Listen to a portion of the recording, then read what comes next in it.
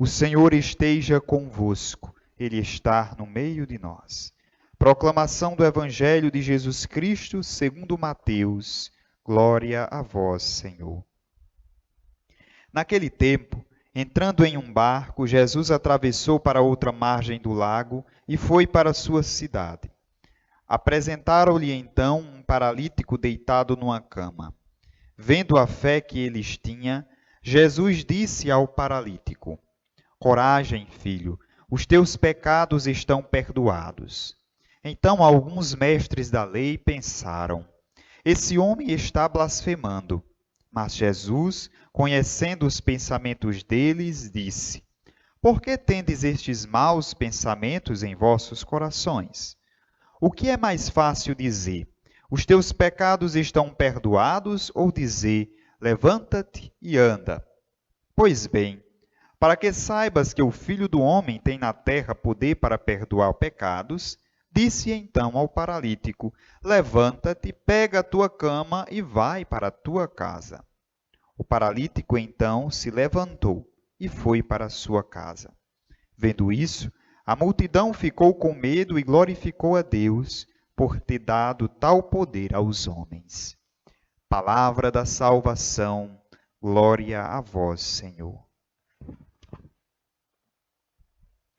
Amados irmãos e irmãs, hoje continuamos a ouvir a leitura do profeta Amós e hoje o sacerdote Amazias é quem vai intervir.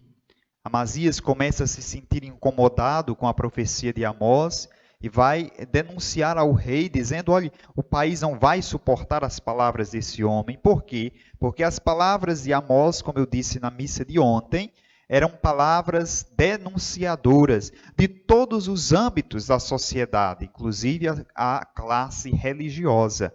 Quando ontem nós ouvíamos a grande denúncia feita por Amós à classe religiosa que oferecia os sacrifícios, os holocaustos, mas era distante a prática do próprio Deus. Hoje, esse sacerdote vai pedir ao profeta Amós: vá para Judá, vá para o reino do sul, fique lá, vá profetizar lá. E ele diz: eu não sou profeta, nem sou filho de profeta. Sou cuidador de gados e cultivo sicômoros. Como quase dizendo: eu não tenho não tenho a profecia como profissão. Porque muitos se diziam profetas do templo porque eram filhos de profeta, porque eram pagos para isso, chamados os profetas do reino, aqueles homens que diziam apenas o que o rei queria ouvir. Não tinha coragem de dizer que o rei estava errado naquilo, mas inclusive para os erros do rei, os profetas encontravam uma desculpa divina para dizer que estava tudo certo. Estes eram os chamados profetas do reino. Os profetas por profissão. Ele vai dizer: eu fui chamado, por isso eu sou profeta vocacionado. Ou seja, fui chamado por Deus para profetizar. Portanto, em outras palavras, poderíamos dizer: fui chamado para ser profeta e não para bajular os poderosos. Infelizmente, nós, muitas vezes, damos uma de sacerdotes, ou melhor, de profetas do reino. Nós sabemos denunciar, ou falar, ou levantar a voz e dizer que está errado das pessoas que nos são antipáticas. Das pessoas que nos são simpáticas, ou nós não dizemos nada do erro delas, ou nós encontramos desculpas para seus erros. E isso aqui é muito claro quando se torna na classe política. Quando nós somos, mas eu não sou profeta. Somos. Todos nós, pelo batismo, nos tornamos sacerdotes, profetas e reis. Por isso eu sou chamado, em nome de Cristo Jesus, a ser este anunciador e denunciador nato. Eu olho a realidade, olho o que me cerca, e eu sou chamado com uma visão cristã, dizer que algo está certo ou que está errado, independente de quem seja. Pode ser a mãe, pode ser o pai, pode ser quem for. Infelizmente, quando se trata da política, sobretudo nas nossas cidades do interior, isso se torna tão complicado, porque se é do meu partido, pode fazer o que quiser, que nós estamos calados, nós não dizemos nada, nem a pessoa nós somos capazes de chegar e dizer, olha, você está fazendo isso errado. Não faça assim. Você é constituído vereador, é constituído prefeito, é constituído deputado, é constituído isso aqui para cuidar do povo, portanto, cuide direitinho, faça as coisas com seriedade. Não dizemos. Muita gente se cala, porque é do meu partido. Eu votei nele, eu votei nela, tá? Quando é do outro lado, desce a lenha, às vezes até injustamente, mas desce a lenha mesmo, sem dó nem piedade. Estou sendo profeta de quem? Do reino dos céus, o profeta de Deus, que anuncia, que denuncia a justiça no meio do povo, ou eu estou agindo em prol pessoal, em prol situacional? Se está na minha situação, está tranquilo, está favorável. Por isso, continue. Não está, então eu denuncio. Então eu estou sendo um profeta um pouco torto. O profeta de verdade é aquele que, independente das pessoas, independente da classe, inclusive se for eu mesmo, eu preciso me autodenunciar. Quando eu digo denunciar, não é ir ao Ministério Público, não. Isso é a última instância.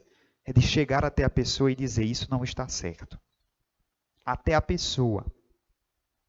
Infelizmente, hoje, as redes sociais, elas nos ajudam muito. Mas, infelizmente, nós estamos querendo usar as redes sociais como profeta. E muitas vezes cometemos as maiores besteiras. Colocamos a imagem do outro, nós maculamos, manchamos a imagem do outro na internet, achando que estamos arrasando. Nós estamos nos tornando cada vez mais arrasados, cada vez mais medíocres, cada vez mais pequenos, cada vez mais incapazes de enfrentar o outro olho a olho, de chegar ao outro como irmão e de dizer, você errou, você não era para ter feito isso. Mude, ainda é tempo de mudar, por não ter coragem, por sermos covardes ao ponto de não sermos corajosos de chegar ao outro e de dizer isso, jogamos nas redes sociais achando que estamos fazendo grandes coisas e não estamos. Por isso que Amós vai dizer hoje, eu não sou profeta, nem sou filho de profeta, fui chamado por Deus. E ele sai, como eu disse ontem, de um lugar para outro, para ir anunciar e para ir denunciar, para dizer aos sacerdotes, para dizer ao rei que estavam errados e que iam sofrer por causa do seu erro.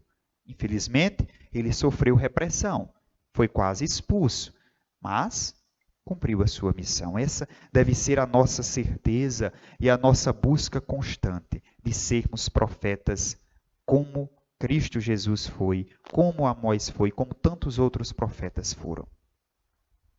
No Evangelho de hoje, um detalhe bonito é de perceber que, vendo que Jesus vinha, algumas pessoas levam um paralítico para que Jesus o curasse. A primeira pergunta que nós poderíamos nos fazer a partir do Evangelho de hoje: quantas pessoas eu já levei até Jesus? Será que eu afastei mais do que eu levei? Porque muitas vezes com as nossas atitudes, nós afastamos muito mais do que levamos as pessoas. Inclusive tem um canto penitencial, foi o que eu escolhi para a minha ordenação, que eu acho ele muito bonito, muito profético, que ele diz, não é? Quem não te aceita, quem te rejeita, pode não crer por ver cristãos que vivem maus. Quem não te aceita, quem te rejeita, pode não crer por ver cristãos que vivem mal. Ou seja, alguém olha para nós como cristãos. O nosso modo de viver encanta as pessoas para viver como nós vivemos? Ou os outros olham para a gente e dizem, se for para viver como esse cristão, eu não quero viver, porque ele vive de uma forma totalmente errada. É alguma pessoa que só sabe falar mal do outro, é uma pessoa que só sabe julgar o outro. O Evangelho diz, eles levaram um paralítico até Jesus. Quantas pessoas nós levamos até Jesus? E quantas pessoas eu já afastei de Jesus por causa do meu comportamento? Segundo detalhe do Evangelho, Jesus curou um paralítico por causa da fé dele. Quantos de nós estamos paralíticos na nossa fé? Estamos sem dar passos há muitos anos. Achamos que por vir à missa, por comungar, por rezar todo dia, estamos caminhando rumo ao céu. Muitas vezes nós estamos parados no meio do sol do deserto da nossa prepotência, porque não estamos conseguindo dar nenhum passo. Por causa do nosso orgulho pessoal, por causa da nossa prepotência, por causa do nosso medo, do nosso rancor, do nosso ódio, tantas coisas que paralisaram as nossas pernas espirituais.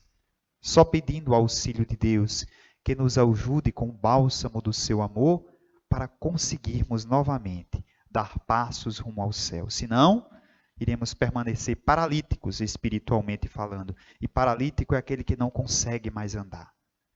Andar espiritualmente. Porque tem muita gente que está paralítico das pernas, mas o espírito já bem próximo de Deus. Enquanto nós temos pernas boas fisicamente, mas muitas vezes o nosso espírito está plenamente paralisado por causa do nosso orgulho, por causa de nossas próprias atitudes que nos autoparalisam.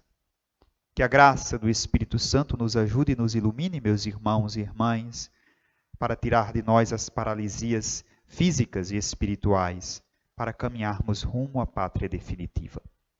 Louvado seja nosso Senhor Jesus Cristo, para sempre seja louvado.